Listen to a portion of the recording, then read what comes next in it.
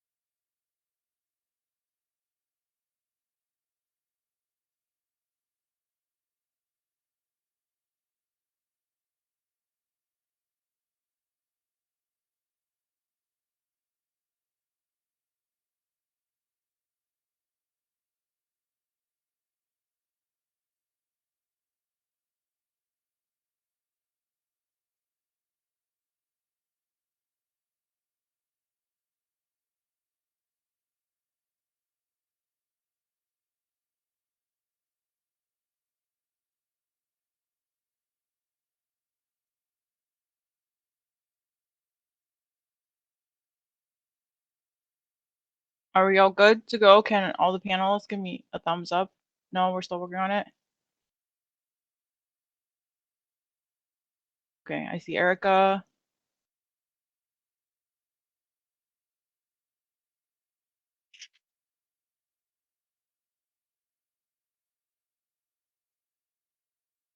Sorry, 2 minutes.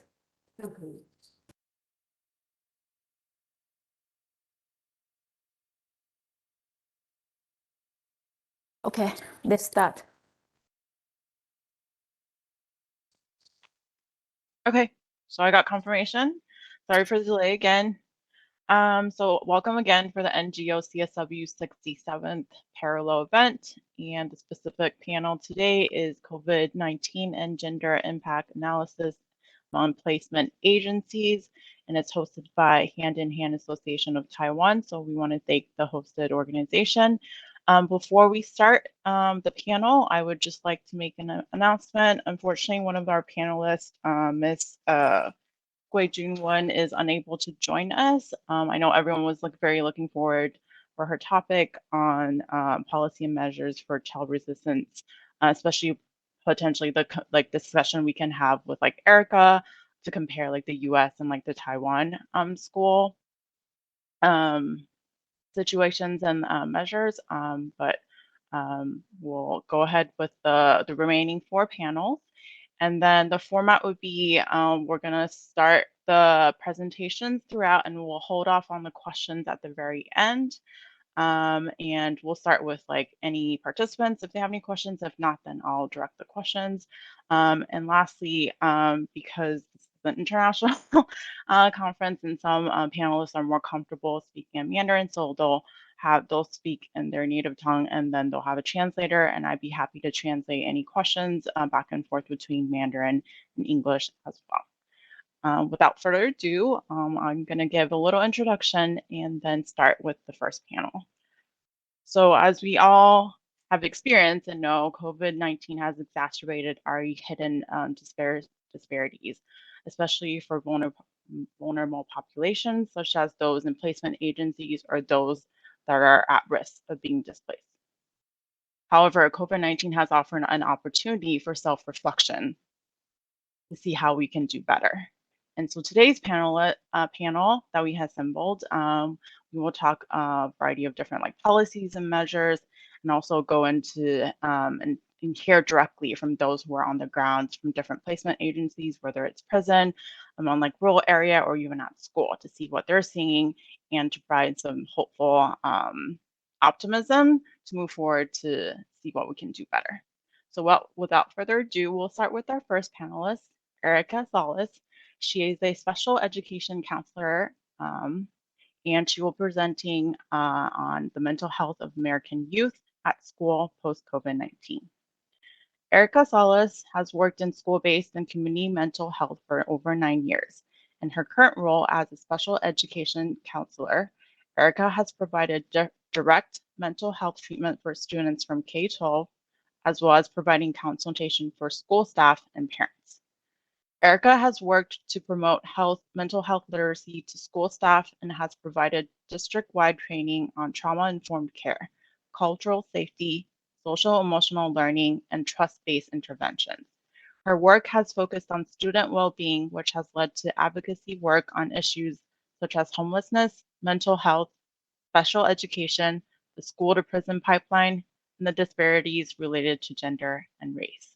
So now I'll hand it to Erica to go ahead and start.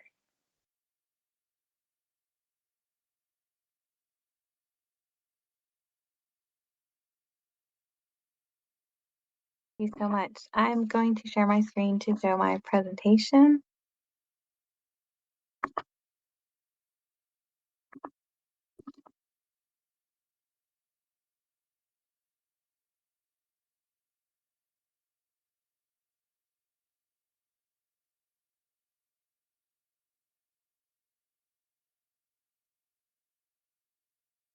Okay.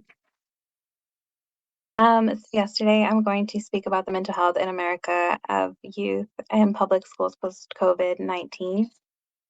I am a special education counselor for a public school district, but for the purposes of today's presentation, I would like to note that I'm presenting independently in a personal capacity and not representing my school district in any shape or form.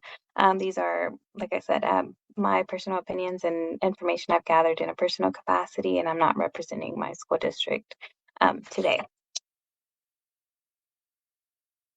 When looking at the impact of COVID-19 on mental health in our public schools, we realized that about 70% of public schools here in the United States reported an increase in percentage of the students seeking mental health services at school since the start of the pandemic. And that could be direct services, consultation services, resources, and then roughly about 76% of schools also reported an increase in staff concerning their voicing their concerns about the students exhibiting symptoms such as depression, anxiety, and trauma. And that could be school staff, whether it's teachers, principals, just anyone in the actual school setting. And we have about 88% of public schools that do not strongly agree that they could effectively provide mental health services to all the students in need. So we have a very high percentage of schools that feel like they cannot provide the services needed for the students at the moment. The three top limitations that were identified by the schools that limit their ability to help these students and provide services, mental health services, were insufficient number of mental health professionals to manage their school's caseload. Personally, I have over 50 students, and that makes things very difficult. I'm sorry. So it's such a high number. Some of the students need a lot more direct services, but it is almost impossible. There's about 7 of us for the entire school district. It was a very new role that started about 5 years ago. So our schools are very delayed in having those mental health professionals ready and available to serve students. Another one of the limitations is inadequate access to licensed mental health professionals. Here in the United States, we actually have a very high shortage of licensed specialist school psychologists. And then we also have a very low number of mental health professionals that are licensed to the capacity where they could work in the schools, and inadequate funding for those programs. Some of the causes that we've noticed that really kind of exacerbated the difficulties of the mental health of our students were things like physical distancing. So it was like the lack of connectiveness to schools, teachers, and peers, whether it's as a support system or because the schools and teachers and peers provide those resources needed for the students. We also noticed isolation was a big one. Like I said, the lack of connectiveness to some of those support systems. And we've also noticed that the religious support was also a big topic that it kind of created a huge disconnect. And we realized that weekly attendance at religious services has been associated with a 5-fold lower suicide rate compared to those who do not attend. So some of the support systems that were there before COVID or just the ability to access those were hugely impacted. Barriers to mental health treatment, and whether that's cost, availability, transportation to those things, that was also a huge impact. Just the general anxiety about family, health, economic problems, social problems,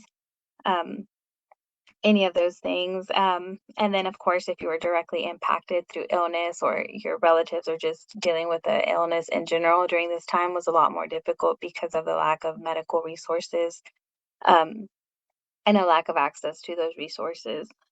And then access to food for a lot of our students from low socioeconomic families.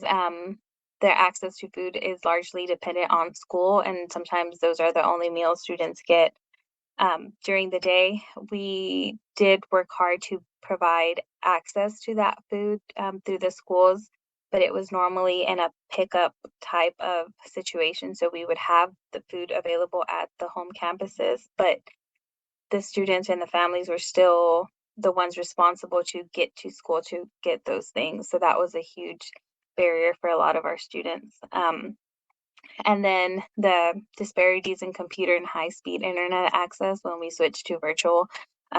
Again, a lot of our students and families from low socioeconomic families, they didn't really have access. They didn't have enough technology for all the students. Again, the district did provide, whether it was Chromebooks or iPads. Sometimes the internet just was not at a high speed availability to all the students if there was multiple students in the family. And also the lack of space and privacy for the students made it very difficult. So even if you had access to these things, but there was 5 other brothers and sisters in one room, it was very hard for the students to get the information they needed. And we were trying to provide mental health services to the students virtually also. But that also became very difficult with confidentiality, as a lot of the students weren't able to be in a private space and have those candid conversations. One positive note about this was that it may be that since students were at home together with their siblings or their parents, adults might have been more aware of suicidal thoughts and behaviors just because they spend more time with them. So it might be more likely that they were able to take their children to an emergency department or get those resources just because they were there more, spent more time together, and they could really see those differences in their students.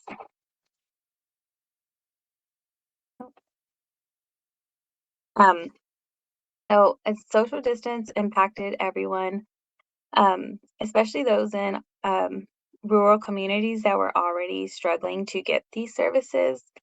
I have a little graphic here that kind of shows the rates of suicide here in the United States based off the rural areas. So a lot of our less populated areas, they have a higher impact rate of suicide and suicidal ideations.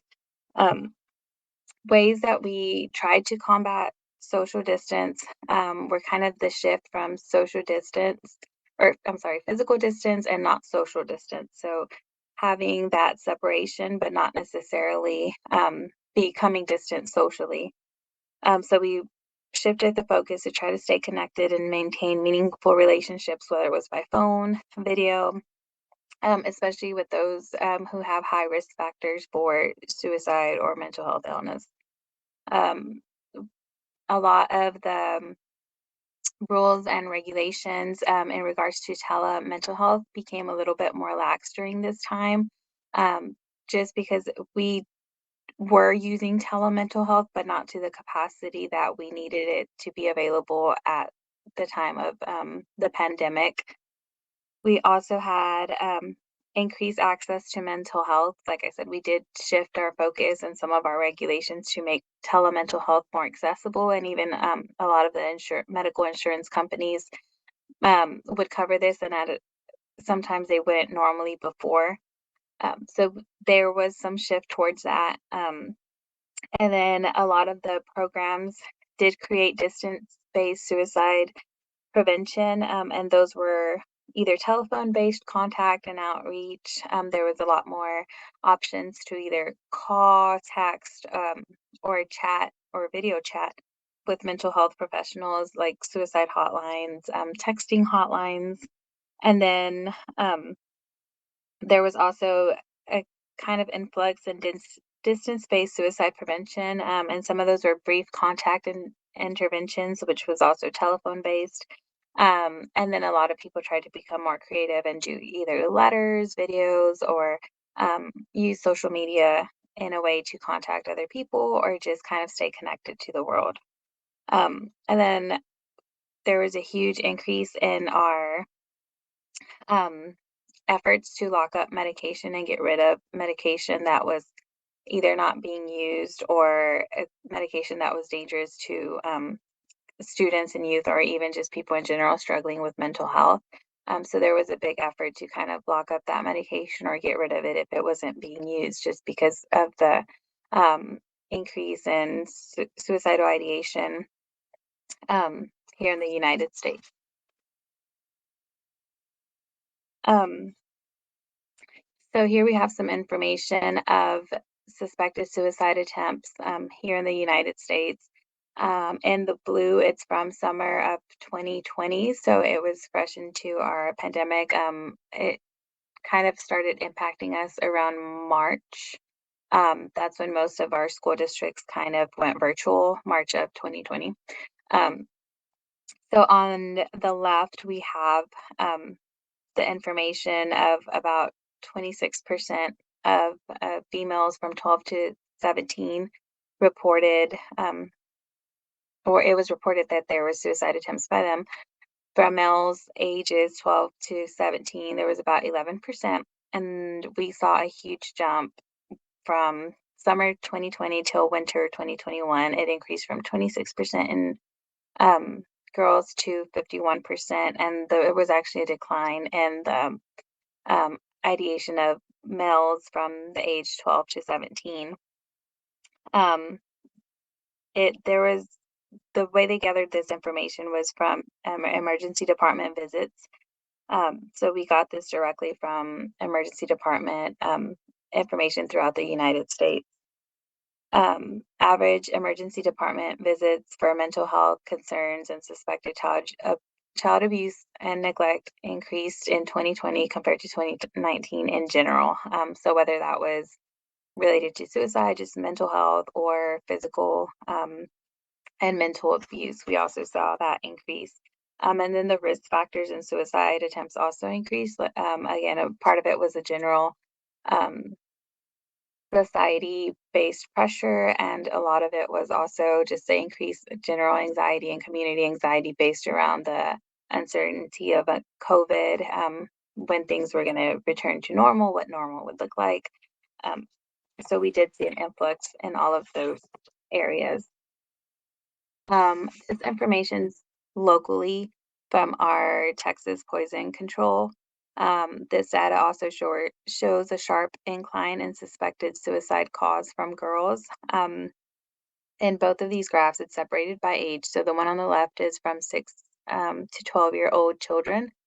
The blue line is our female students, and then the red line is our male students. So there has been an increase amount in general, but there was a spike between around 2020 and 2021, and the data shows that there's still a rising increase in those suspected phone calls, but it just hadn't been released just quite yet.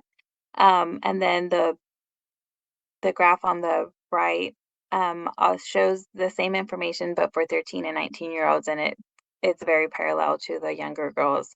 The rate of the boys kind of stayed the same. The males, we just noticed a sharp increase in what our female students were experiencing. Part of this is also just lack of access to mental health services in general. That part of that we understand that it may not have anything to do with COVID-19 and the pandemic, but I think it exacerbated the need and then the struggles for the students. And then, like I stated earlier, child psychiatrists, psychologists, and therapists tend to have caseloads that are tapped out, like they cannot take any more students at the moment, and there's long wait lists. And then we also noticed that emergency rooms and behavioral and psychiatric hospitals are overflowing with pediatric patients, and some of our in or outpatient services have long wait lists, up to like several months of wait lists for students to be able to get access or get those resources. So we went over the information locally from here from Texas, but universally, this was kind of seen throughout the United States. Interestingly enough, this information is from the Washington Poison Control.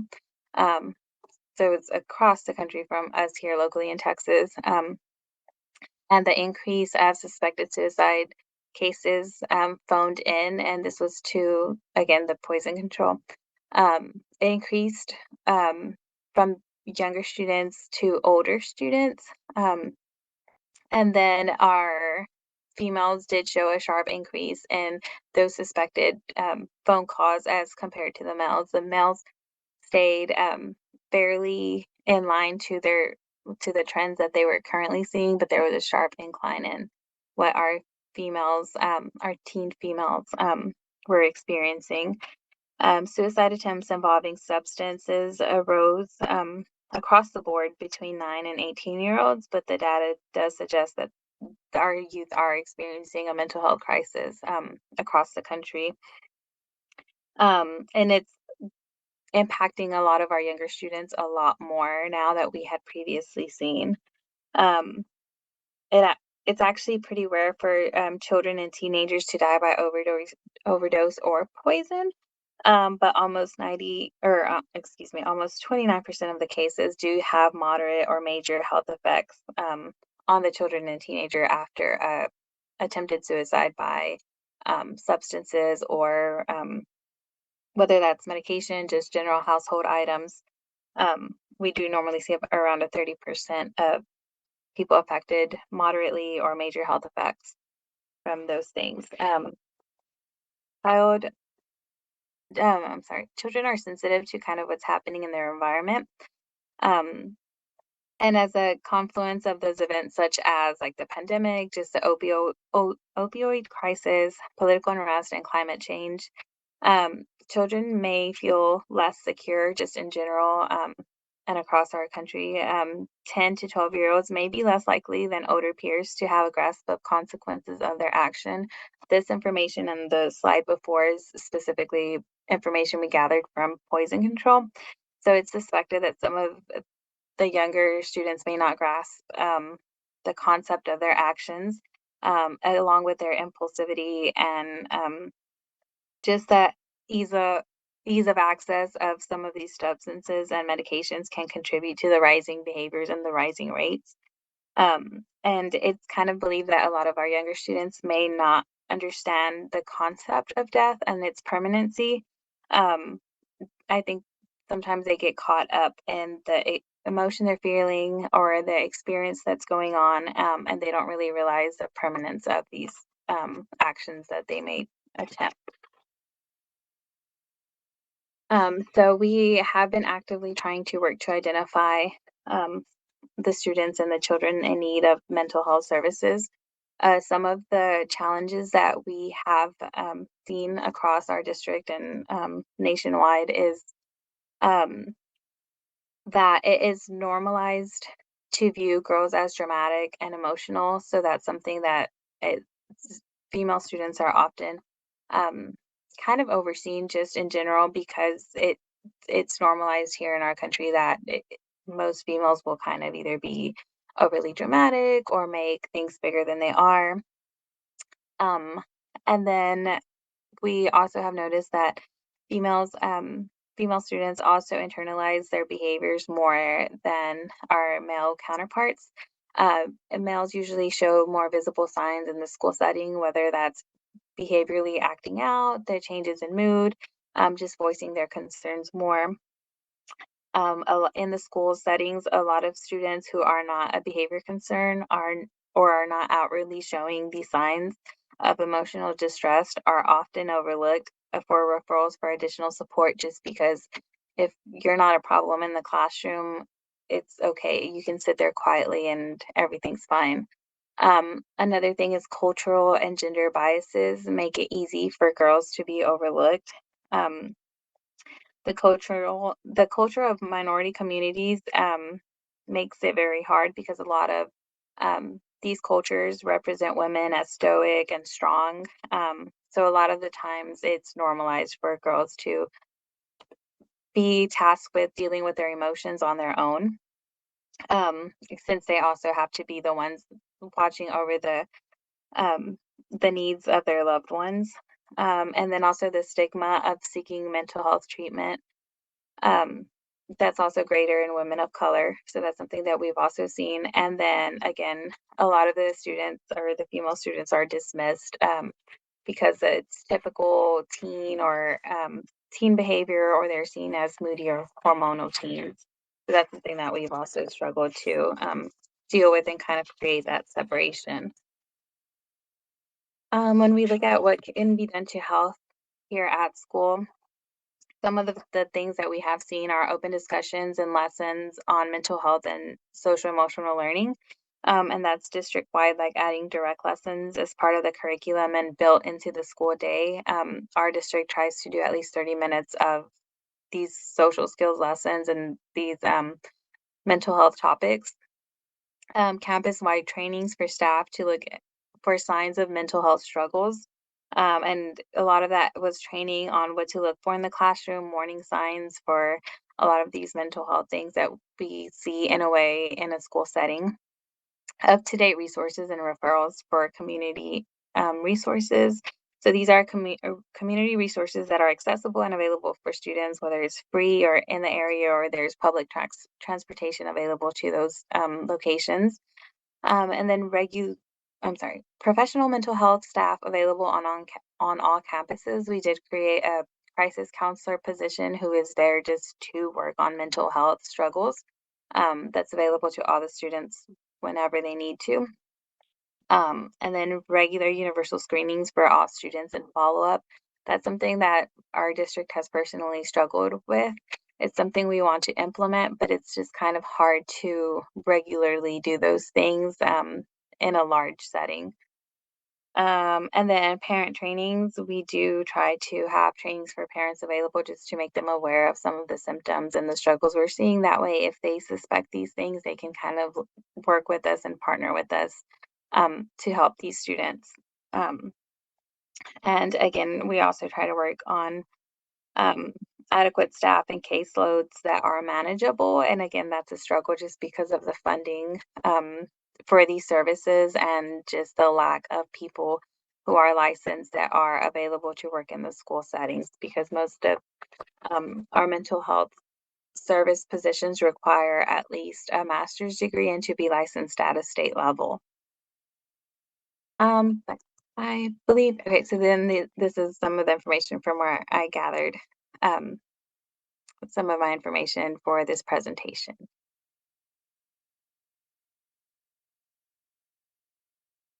And I believe that is all for me. Thank you so much. Thank you, Ms. Salas. Um, Thank you for giving an overview of like what the American youth, especially like the girls at school that are experiencing, but some illuminating and like positive solutions that are being implemented to try to address the increased need and the stigma against like girls experiencing mental health needs.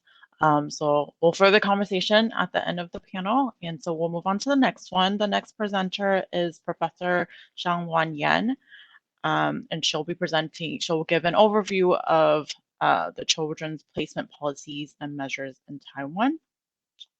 Dr. Yan is a retired professor, but as a passionate social practitioner, she is still busy advocating for social justice, especially on gender justice, along with race and class, and also alternative care for children deprived of a family environment.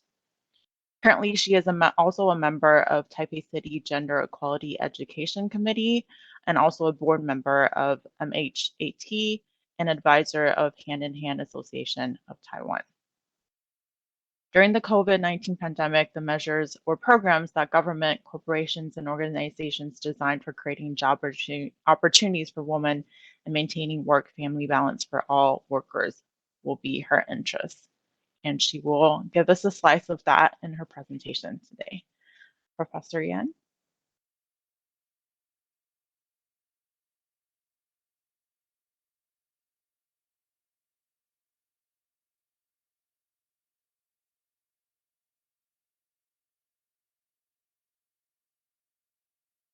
No, it's okay. Can you hear me? Okay. Okay. Good night and good evening to all. Join us, friends from the world. It's a pleasure to be here to talk about COVID-19 with those disadvantaged women and girls. We specify to talk about children's placement policy and measure in Taiwan. Taiwan have signed a couple bills on human rights, including CEDAW, Women's Bill, and CRC, Convention on the Right of a Child.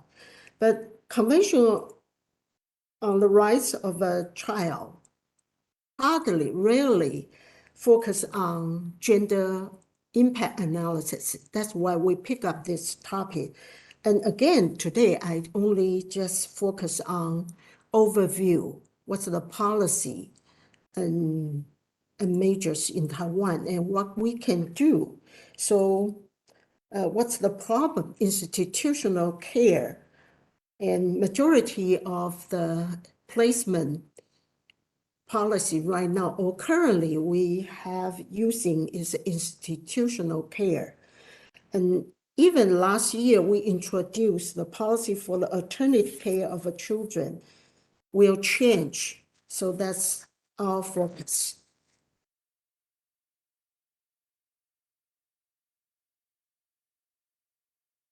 Okay, so why not resettle children? With increasing awareness of child protection in Taiwan, the child abuse report has risen from 59,915 in 2018 and to 79,328 in 2021. And the child abuse every 7 minutes, it happens, and 80% of abuse are parents. Whenever an incident hits the news page, people will always say, why not resettle children? What happened? In fact, with the introduction of international convention in recent years, just mentioned before, taking children away from their original family is no longer the primary direction of children's placement.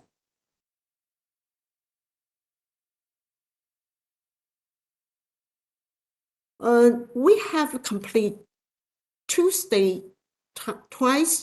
state report on the CRC. The first one is reported as completed in 2017. The second one is just completed last year. So when we introduced we have an international committee come to review.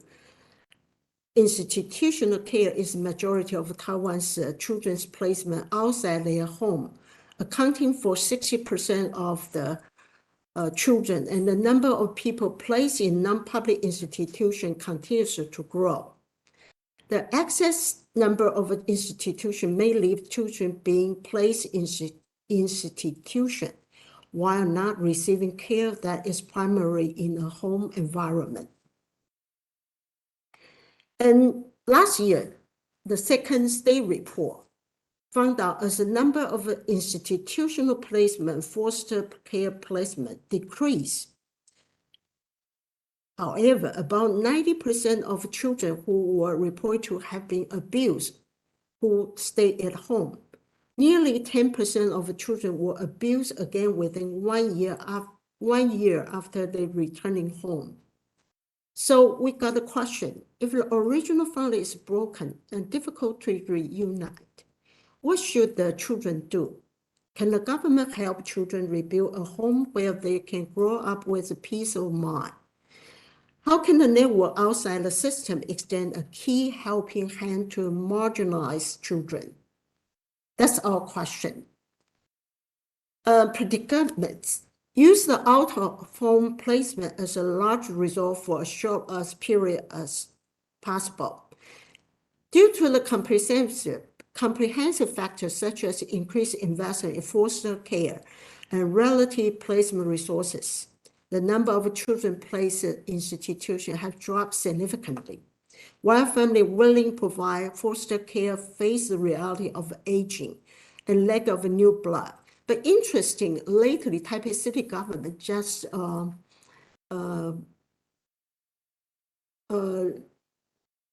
restriction the age line to 45 to 65.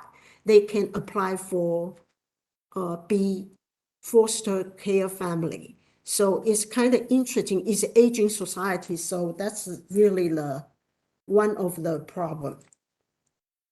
So what's the contribution for the second state report of CRC? They finish up the Suicide Prevention Act 2019. So it's almost the same compared to what Erica just presented. The suicide for teenagers is increased. The Protection of Children Youth Welfare and Rights 2021, Human Rights Action Plan 2022 to 2024, and the Policy for the Alternate Care of Children 2022. So just right before we finish up the second state report. So we are going to focus on this one. And policy of the alternate care of children in Taiwan emphasize place on preventing the needs for resource alternative care. Also, the committee recommend that policy that special attention to be paid in enabling family to care for children with a disability, including through promoting and facilitating self-help groups and these parents and guardians, and then where necessary, providing for respite care arrangement. So that's the big part. Another part is government to designate small group home as a statutory form of alternate care enhanced. When residential care is deemed to be in the best interest for the children, to prioritize consideration of a placement in that care setting than in a larger facility. I think that's the one big achievement, but the scale is really limited, small and limited. Community recommend that government allocate adequate resources to improve this objective. Money. I think Erica just mentioned the allocate money, financial aid is really important, financial funding. Again, committee found out not only majority of residential facility is provided in private private provider.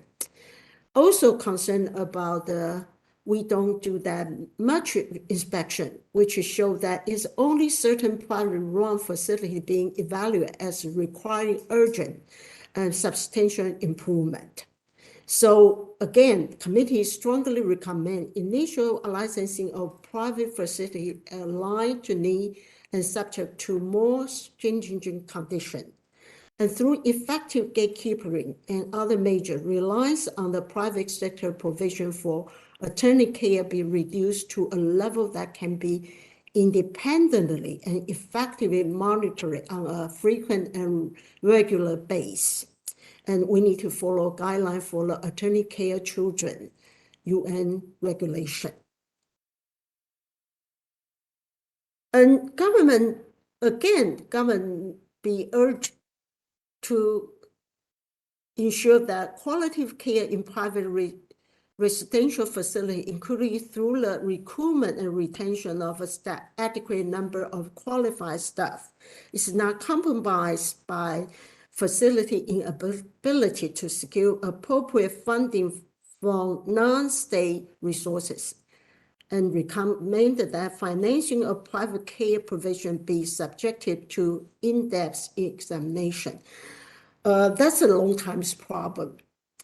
Again, Wisconsin reports significant number of residential care facilities.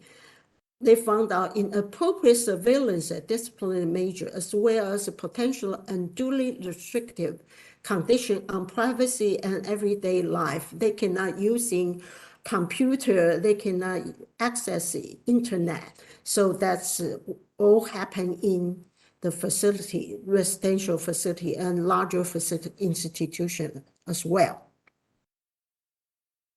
So the committee also encouraged the government to carry out an in-depth evaluation of outcome of current facility provision for securing the successful return of children from family-based residential alternative care to the care of their family, and enabling caregivers who are unable to return to their family to transition to a suitable and safe setting, including semi-independent living, especially those after 18 years old. They cannot really independent living.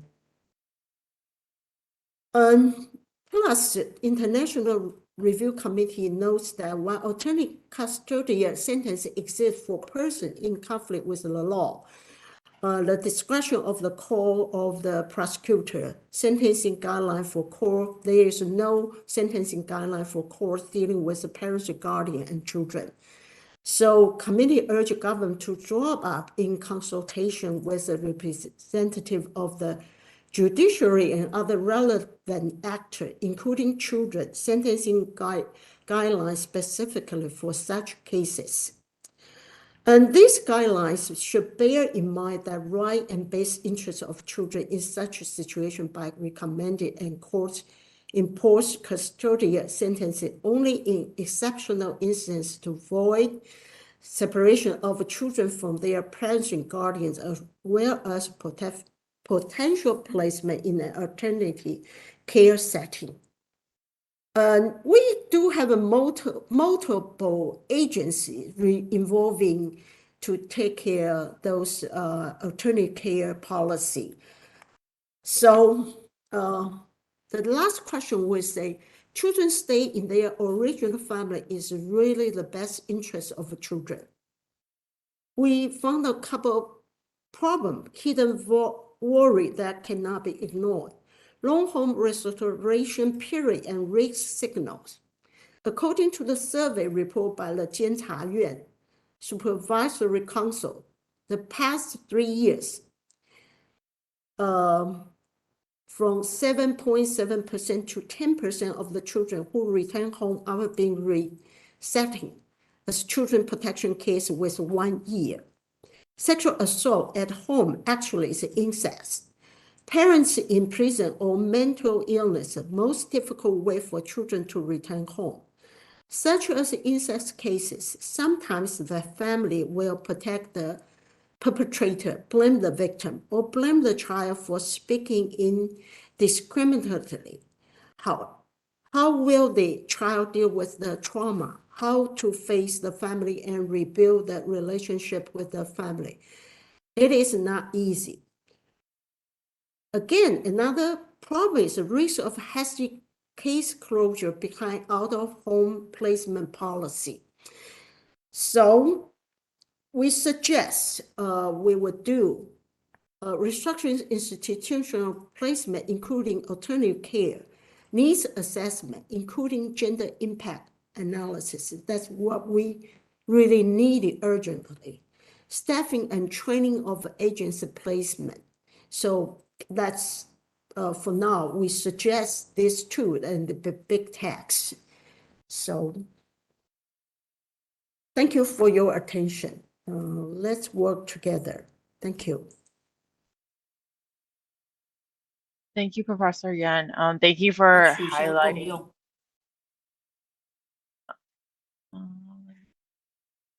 Okay. Sure. Yeah. Thank you again for Professor Yan for providing, pointing out the systemic issues that has, been happening, but even before COVID-19, but like the two recent reports, is able to specifically pinpoint and remind us that, it's still the systemic issues still like persist, but also offer specific, obtainable objectives that these placement agencies, these multi-level interventions that is required to be able to ensure to increase gender equality and decrease gender disparity. We'll move on to the next panelist, which is Miss Meiyu Huang, and she'll be sharing the stories of women and girls in placement agencies, specifically focusing on like Taiwan prison and correction facilities during the COVID-19.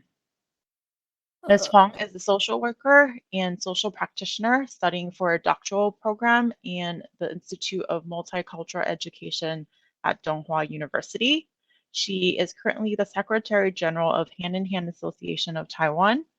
Her main work projects are gender justice and HIV positive addiction service support.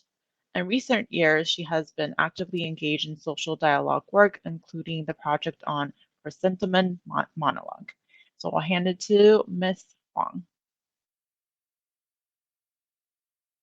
Okay, hi, everybody. I am 有声音吗 Okay, I'm Meiyu Huang, and I'm social work, and I work in Hand in Hand Association of Taiwan, and this is my topic, Agency of Correction, Minister of Justice. Okay, so every week I go to the prison, but when 2021, the prison stopped our class, so we just wait, but we can't do anything, just wait. And the agency I talked about is including in prison, detention centers, drug abusers treatment centers, skill training institute, juvenile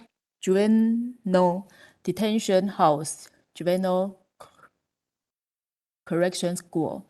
And here are about 50,000 male inmates and 5,000 female inmates, including 2,500 underage male students and 250 underage female students. Most of adult female inmates are between the age of 30 and 50 years old, and most of underage female students are between the age of 15 and 18 years old. Okay. And the epidemic in Taiwan became more serious in May 2021. All schools are closed. Remote work and family visit in agency only for video call during epidemic. Then the classes stop and the counseling stop too. So outside teachers and counselors banned from entering agency to provide service. Staff working in different offices, daily testing for infection and isolation of infected individuals. Vaccination for all staff and inmates, and provide mask to inmates for free. Faster release of inmates on parole and fewer new cases. Okay, so we can see the number here. See, the male, they only 6,500, more than 6,000 fewer than female. We can see fewer 700, okay, in 2021. The real situation inside the agency is half of agency contain too many people. 7 agency with an over capacity ratio exceeding 20%. Difficult to isolation of patients during the epidemic. All the epidemic were kept in the same room and only give them common cold medicine. Sometimes the guard even forget to give them the medicine because they are not paying attention, because there is not enough guard to work and they are very busy. Private only 1 mask per week to inmates. In order to avoid being arranged to live in another isolation room and the lack of isolation space, inmates began to refuse to report the infection as long as it is not serious, and neither would guards. So, almost all classes are stopped. All counseling courses are stopped, including individual and group.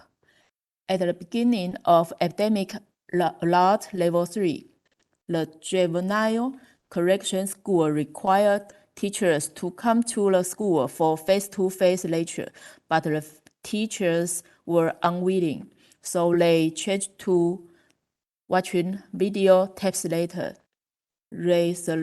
resulting in a decline in learning. Most of inmates were locked in the room for a long time and could not come out. So the inmates' violation began to increase because of emotional stress.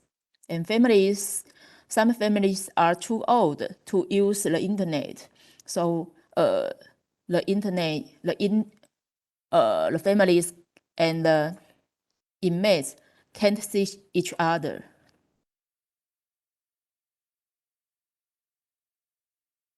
The inmates of violation and prison copy stages.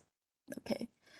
Some male inmates entered the ISO in demand medicine and grocery. So they start to get him. Then they start getting medicine and grocery and allowed to smoke in the room.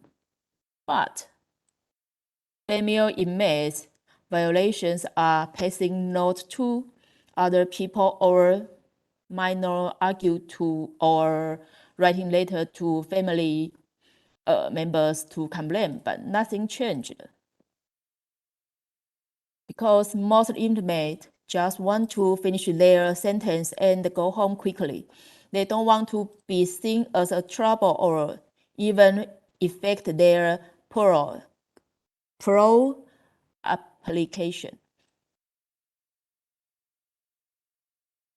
And in 2022, internal teachers to be allowed to serve in agents again. During the course, the inmates looked like they had survived the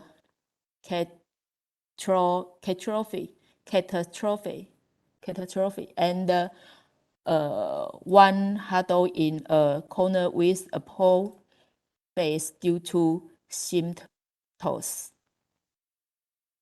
in my class.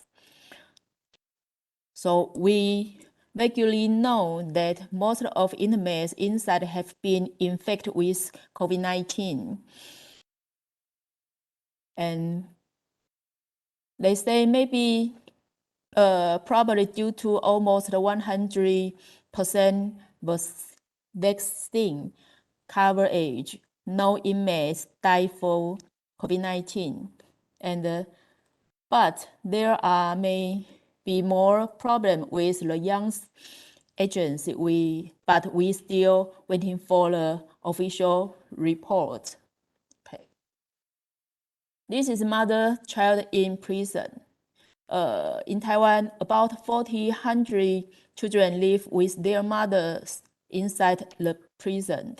Children under the age of 3 can go to the prison with their mothers, and when they are 2, they can go to preschool outside. But during the epidemic, children stop to go to the preschool and imprisoned with their mother for a long time in a room. And so many inmates lived together. Children face the problem of high infection risk and insufficient education stimulation. So is there any support private? We don't know, because until now, we still not see any report, okay, from government. So I think too many things we still don't know now. The government didn't give more report till now. So maybe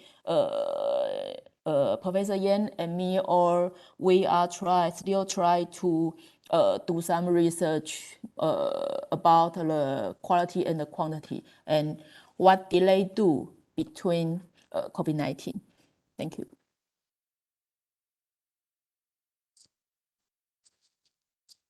Thank you, Ms. Wong. I definitely, coming from the U.S. perspective, I think that kind of echoes like what we've seen in the U.S. prison population as well. Obviously, before the pandemic, they were already, marginalized population that already doesn't have enough resources, similar to, what Erica is saying at schools, but even so for prison populations, right? And so with already underfunding, under tracking, it's even more difficult to, give them more priority to get the resources, social resources that they need to help them to, whether they're for their well-being while they're in prison, or set them up for success to transition back to society when they're out of prison. And so I'm definitely looking forward to further discussions. And so we'll next go to our last but not least panelist, Ms. Xianmei Tang.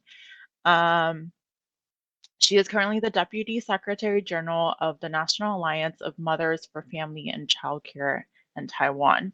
And as part of a representative for the organization, they're very concerned about the importance of women's role in family motherhood, and that they hope to promote the importance of division of household chores and flexible working hours for women, so that women can value their families and make a successful life for themselves at the same time. And she'll be sharing their projects that they've been working in rural areas for girls.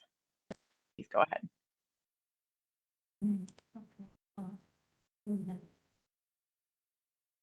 好，大家好，我是台湾全国妈妈护家护儿联盟副秘书长，我是唐先美。那我用中文，所以我请一位翻译帮我翻译。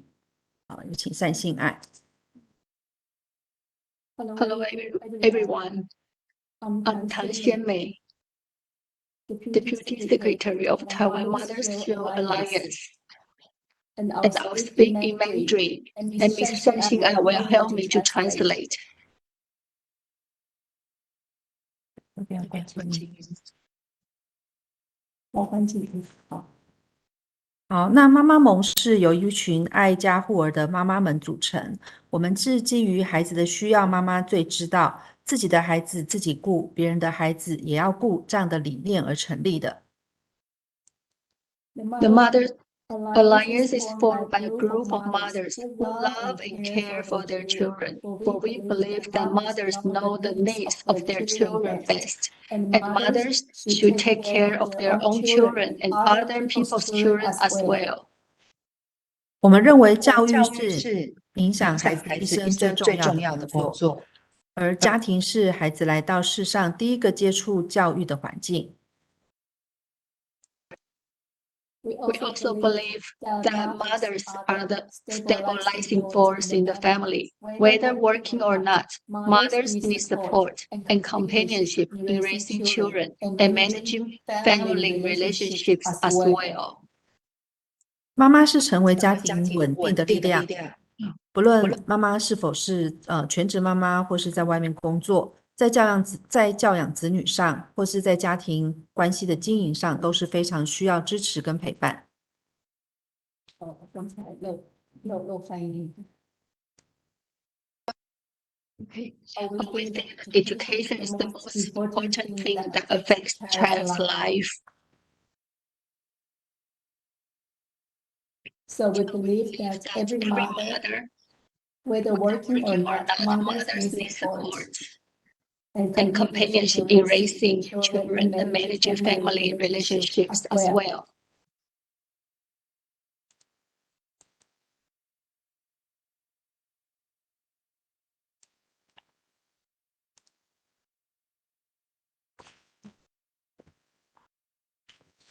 那我们特别是看到在云林偏乡的弱势的家庭的一些需要。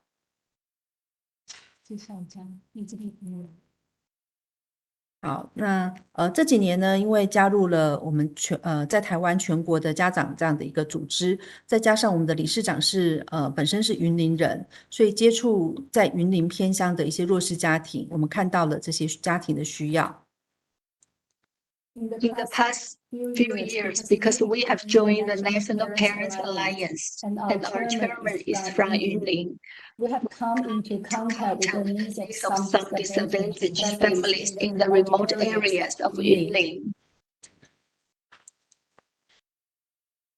我们发现呢，在云林偏乡还是有很多男尊女卑、重男轻女这样的观念非常的严重。在偏乡妇女常常夹在父权的压力跟孩子青春期的需要这样的一个反抗中，以及自身为平衡维持关系的这样的一个痛苦，这个妇女在这样的一个痛苦不堪的情况。We found that women there often caught between the pressure of patriarchy and the rebellious of children's adolescent needs. 有声音吗？有。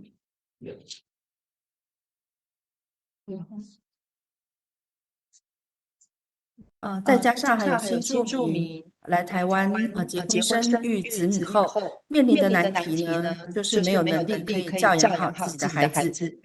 在于他们的文化的差异，还有语言能力的不足。In addition, Yunlin has a high proportion of elderly people, and parents need to go out to work. So the intergenerational parenting is common. There are also new residents who come to Taiwan to marry. The problem is that they are not able to raise their children well. 他们希望帮助孩子监督家庭功课或是写作业的时候，也常会感觉到自己的能力是不足的。但很可惜的是，很多新住民的老公他们是不会协助，通常把这样教养的责任是推给新住民妈妈。Due to cultural differences and lack of language skills, if they want to help their children to do homework, they often feel that they are not capable. Unfortunately, the husbands are not willing to help them.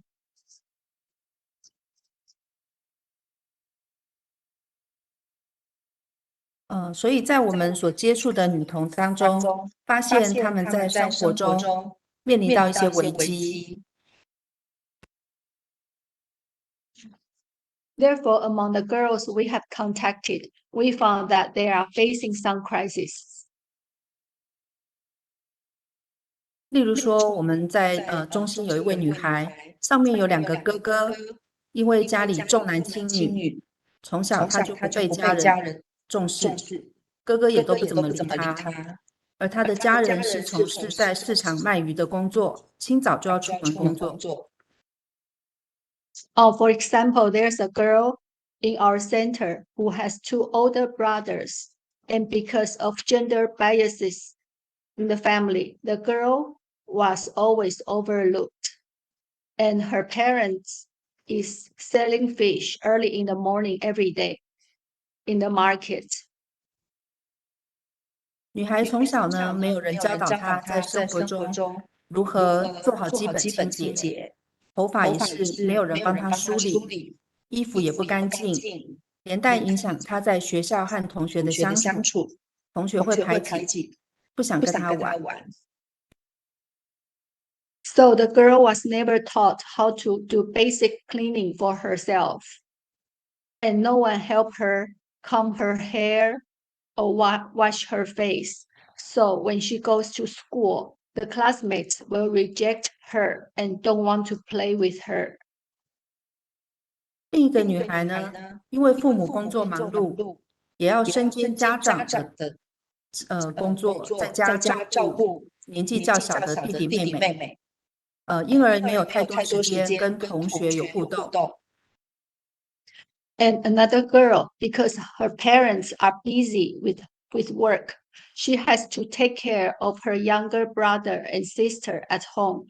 So she doesn't have much time to interact with her classmates. 而这些女孩们从小在家庭当中自我形象不好，到学校人际关系又有问题的情况下，很容易就成为被霸凌的对象。And these girls who have a bad self-image in their families and have problems with their interpersonal relationship at school, they are easy to become targets of bullying. 再加上现在网络交友软体的盛行，在与人互动受伤后，转而去网络上交朋友，彼此取暖，接下来就容易衍生较不理想的情感关系，甚至是受伤。And because internet dating is very common nowadays, so these girls might turn to make friends on the internet, and it is easy to lead to a bad relationship and even get injuries for them. 那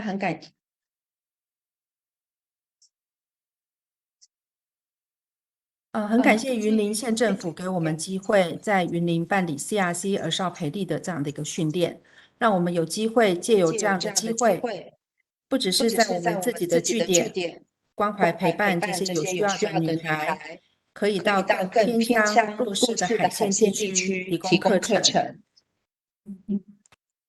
Thanks to Yunlin government for giving us the opportunity to conduct the CRC training, so that we have the opportunity to not only care for these girls in our center, but also to more disadvantaged rural areas.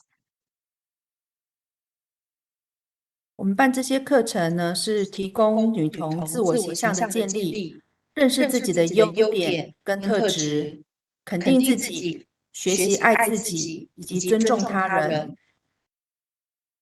And through the training, we want to enhance girls' self-image building, recognize their own strengths and attributes, affirm themselves, and learn to love and respect themselves and others. 也透过媒体识读、霸凌、禁止歧视等绘本还有影片，教导女童分辨假讯息，认识网络上的陷阱，懂得保护自己。and also through the media literacy, bullying and anti-discrimination books and videos. Teach girls how to recognize the pitfalls of the internet and know how to protect themselves. 以上是我们的报告，谢谢。 And this is our presentation. Thank you for listening. Thank you, Ms. Tong. Thank you for sharing the rural girl experience that you're seeing on the ground, and also sharing a little bit that specifically highlights also the intergeneration issues and the new immigrant issues that are uniquely in the rural areas, but also highlighting the importance of self-empowerment for young girls, as Ms. Salas had mentioned also before that, oftentimes like young girls often internalize everything, and so they're at a higher risk of like mental health needs. Do we have any? I'm going to open up to the discussion for the participants first. Do we have any questions? If not, I guess I can start the conversation. So I'm going to start with Ms. Tong. I'll ask the question in Chinese, and then I can help you translate, or your translator can help you with the response. 所以唐小姐，你可不可以跟我们分？我知道这 Excuse 个， me, yeah. Helena. Yeah. 张觉老师, Professor Zhang is going to say something first and then go to the question. How Okay. about that? Yeah, sounds good.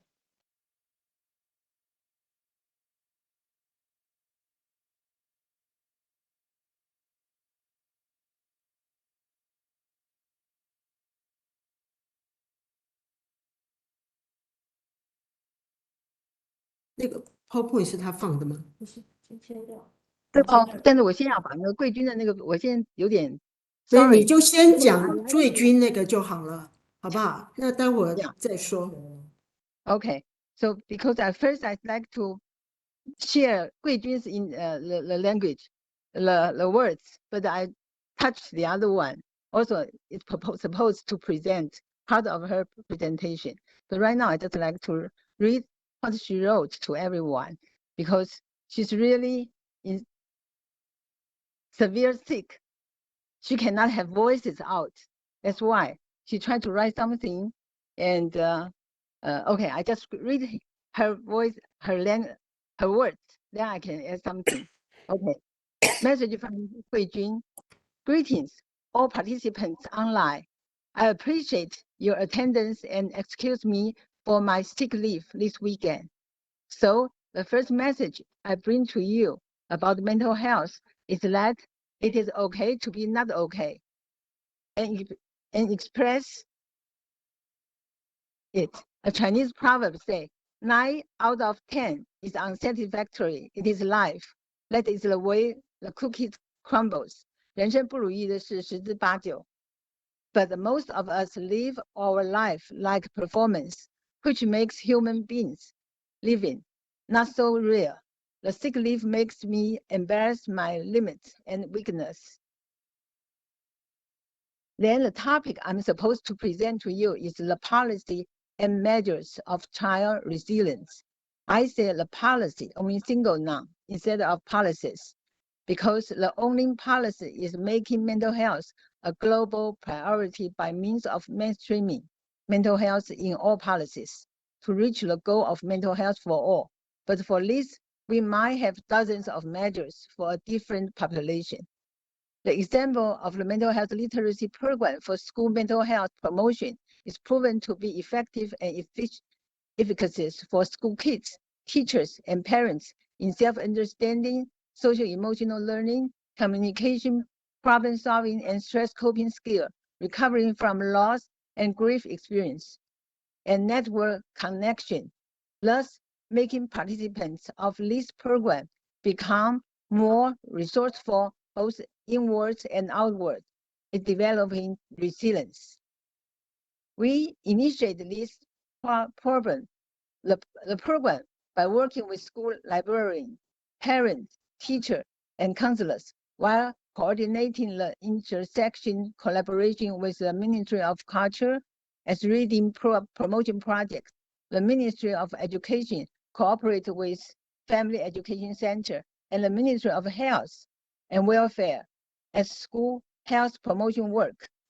But as we know, when we mention literacy, it sounds very middle class. The mental health literacy program is accessible and appropriate for both well-nurtured children and family, and is available on most urban and rural campus. The outcome and the impacts of this program are especially beneficial for those from the well-educated and nurtured family who are socially and culturally resourceful. So we keep reflecting and thinking about the way we practice in the program. Renewal stage, we target audience paired in one urban city and one rural county. These are all school-based strategies for program refinement. As for the institutional one, like girls in placement institution, we might have a radical change from the very beginning in building partnership with agency workers, in choosing specific material, in how we see what is mental health for disadvantaged ones, what kinds of adverse experience they experience, how to construct the content and access with trauma-informed perspective. This shall remind us to bring the model of building resilience into practice by being gender and culture sensitive. Finally, to all of us, health and wellness, peace and love. So I think Beijing like to express this is the mental health literature program for school children. It's work by Mental Health Association, led by Ju Hui, already 4 years. So we from nothing to make the librarian go into the class to teach the children and make people understand what mental health related to them, the resilience, how to build that. It's not easy for the classroom children. So at this moment, we haven't really focused on disadvantaged children. We like to have this chance, share of our mental health literacy program, but work with Professor Yan and Ms. Tang and all of others. We should have the voices and experience by those girls. Then we can build what they need and those kind of resilience picture books. So this is what we're thinking about. We need to make the people understand their needs. Right now, we always give to them, but actually we need to understand what they want, their situation. Yeah, so I think this is Beijing and us, we like to show, so people can go to the because I give you the PowerPoint. You can see the mental health literacy website. You understand more. But I will say, everybody take a long time to acquainted with the work we done. And if we like to shift to the other group of girls, especially those disadvantaged girls, we need to really listen what they need. And also like Professor Yan and your group, you already observe them and accompany with them and see what they need. And also we have so many interaction and make the intervention both from the society part and individual part and the institutional part. Yeah, so I think I just like to say right now, we need to build resilience and also we respect those girls. They already have so many experience. They can survive till now. They already have their resilience. We really need to show respect to them and work with them with the whole program. Yeah, so thank you very much.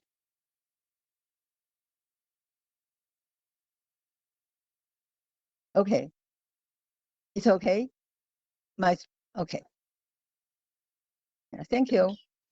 Thank you, Professor Zhang, for recapping or presenting panelist Wen's presentation. I was going to highlight that and then tie into the questions, but thank you for highlighting what she wanted to convey to us in her absence, and we hope for her for a speedy recovery.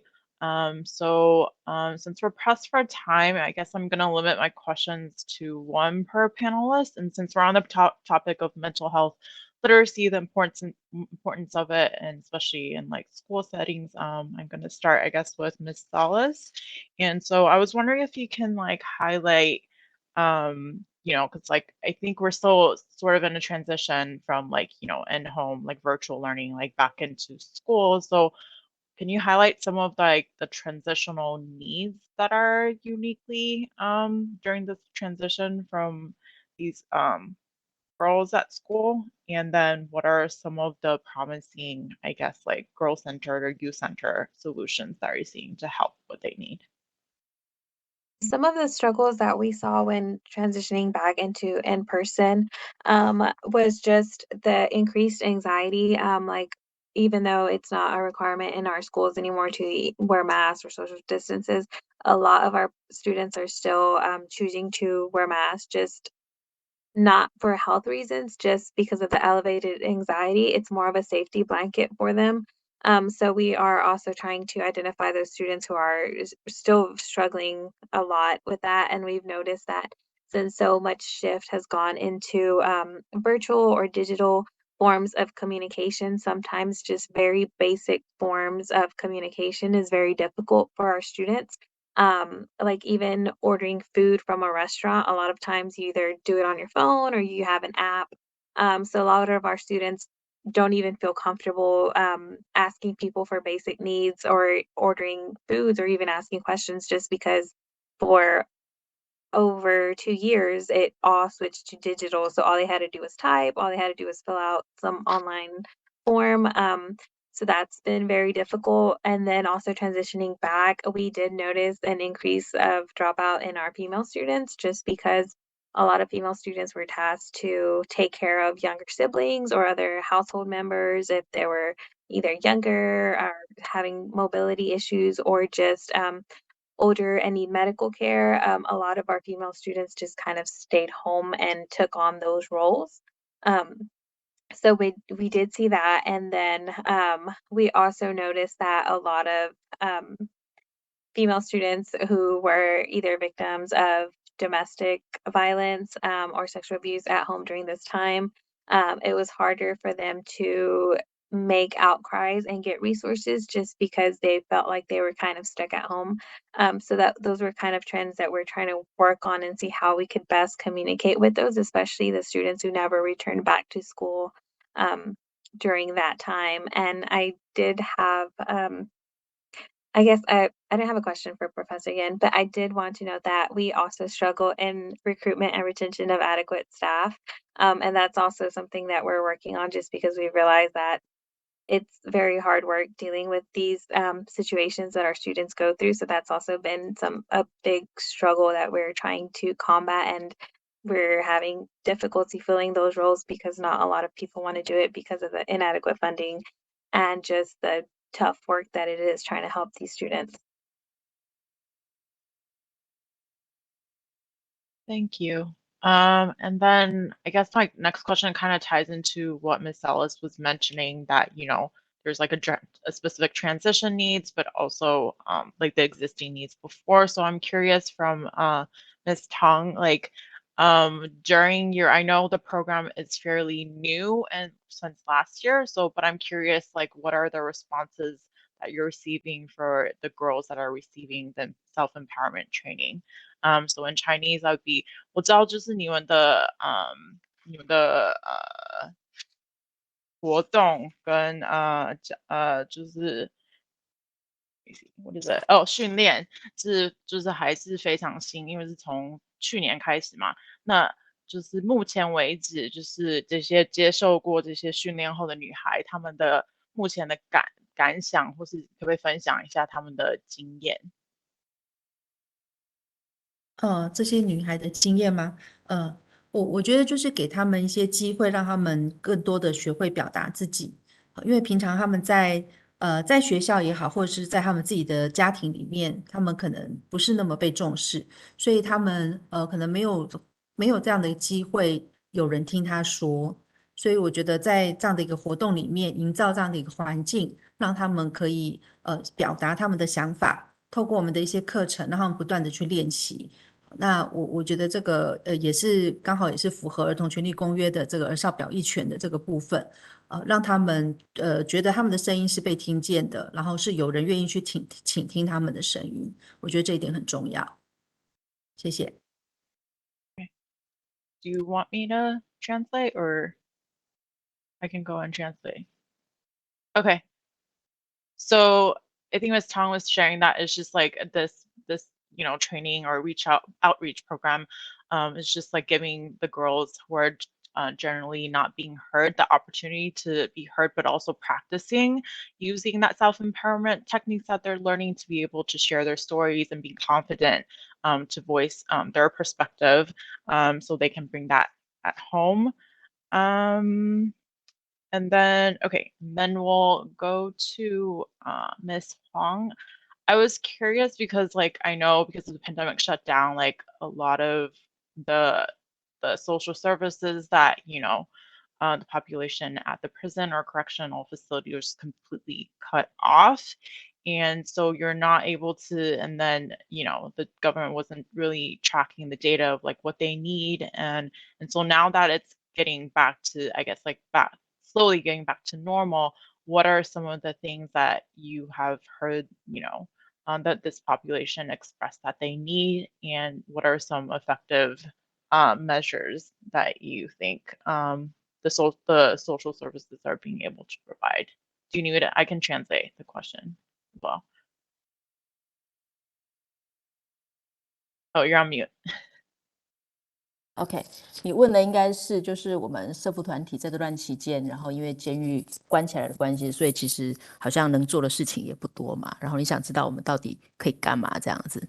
其实坦白讲，这段时间我们真的什么都不能做，因为监狱那边的整个氛围其实是非常紧绷的，因为他们的人就是监狱内部的感染其实很严重，然后这些消息其实政府一直不敢正式的公布，那这些都是透过我们私下去获得的消息，然后当我们重新再进去监狱的时候，其实也可以感觉得到，就是大家都沉浸在一种很高压力的状态，而且看起来都很疲惫，所以我想有一部分是因为他们已经感染的关系，就是已经感染完疾病，或者是正在感染中。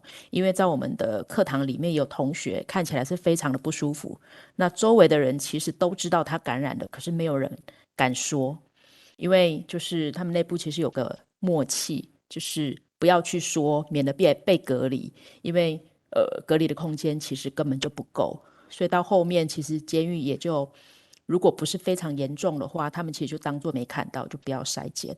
那我们其实回去监狱，然后看到那个状况了之后，其实我们坦白讲只能装作没看到，因为后面我们还需要继续跟监狱继续合作，而且我们知道，如果在我们课程中，然后上完课之后，那这些收容人如果表达出任何的情绪的不稳定的话，那个责任就会变成在我们身上，导致于我们后面可能没有办法再进去监狱提供服务，所以我们不能够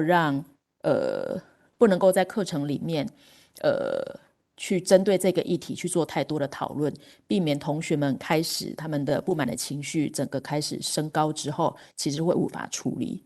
然后今年我们重新我们预定是最近会开始进去监狱，那目前还不知道状况会是怎么样，但是我有私下去问一些监狱，那有一些监狱其实还没有完全恢复，就是疫情之前的正常的上课方式，所以到底是什么状况？其实状况是非常不明的，就是包括我们在CRC 跟 CELO 的国际公约里面，其实几乎都没有看到任何的资讯，即使有也都非常的少。然后，所以我想在这一部分，希望之后可以有更多的机会再去研究啦，因为现在真的感觉上那个疫情。的状况还没有完全的消失，那国内有其他的国际上面的压力，其实也一直在发生。这个是我们目前其实暂时看起来是无能为力跟紧绷的状态。Please. Thank you for your I'll briefly translate. And so you reiterated like during the shutdown, like because they completely shut off all the social services, so there was really nothing that you can gauge on like what the prisoners like or the incarcerated population, what exactly they needed or what they were going through. And then I guess the official position was like they were also very reluctant to share exactly what is going on, which I think is you can see parallels, I think, in the US population as well. They're very hesitant to, say that there's anything going wrong or and they're not getting the care that need or even like for basic like food needs. So I think that there's definitely parallels there from here and then also Taiwan. And now that you're slowly being able to provide the services, you definitely see a very high pressured environment still from the aftermath of like going through COVID and suffering from COVID, or even I guess like long COVID. And then you've seen a lot of the population experiencing like fatigue in general when you're providing these services or in class. But because you still want to continue to provide these populations what they need for social services, so you have to find a fine balance between giving what these prisoners need, but also not creating or raising too much advocacy, I guess, for the prisoners, because it is on the terms of these prisons or correctional facilities.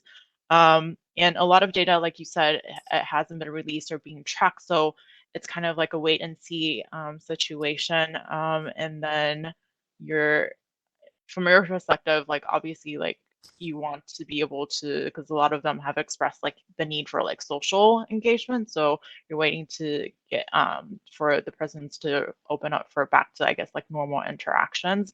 But there's still a lot of, I guess, uncertainty based on like the overall environment and also like the prison environment. So thank you again for giving a more in-depth You're welcome. picture of what's going on and the difficulties that you're trying to provide and yet strike that balance to be able to continue to provide that. So we'll go ahead and like wrap up. And so my last question is to Professor Yan. So you definitely highlight the need for gender impact analysis and some things that, and then, to ensure like alternative care, which is like in the best interest of children. So I was curious, like, have you, since the last report was fairly recent, do you have any, I guess, like, share any most promising progress that you've seen with some of the recommendations that the report highlighted for these alternative care or better comprehensive support for the vulnerable population? I think a positive way is alternative care is a positive, but the gender impact analysis is from CEDAW report other than CRC. So I just addressed that issue in very beginning. On the rights of children, they hardly to focus on girls. So we try to advocate the statistics collecting gender analysis from the other way around. At least Taipei City government is become the next 4 years collecting the disaggregate data for gender analysis is one task. So hopefully we can work from city government to the central government. That's what I'm hoping we are working on. Thank you. Well, I want to thank all the panelists for your participation, your input, and sharing the experience. I think that's very important for us to be able to, to see what other people and what the people on the ground are seeing, and then giving us some additional maybe like pointers on what is working, what isn't. So thank you for all the panelists. And I think like what Professor Yan has said is correctly, systematic issues continue to persist. There's definitely some positive and the light at the end of the title that, there's a general awareness of like the importance of mental health, like literacy and mental health needs, like the needs for like the prisoners and the needs for like rural girls across, but there's still significant, I guess, under the patriarchal like society, that there's a lack of emphasis on improving or lowering the gap, decreasing the gap of like gender disparity across like different populations. So we need data, and we continue to need the people on the ground, and we need like continued positive, discussions among ourselves to give each other social support to be able to like move on. And so thank you again for like the host organization, everyone for participating, and we'll see you next year. Thank you. Thank you. Thank you. Thank you. Thank you. Thank you. Thank you, Erica. Thanks. Bye-bye. Bye. Good night. Good morning. Good morning. You.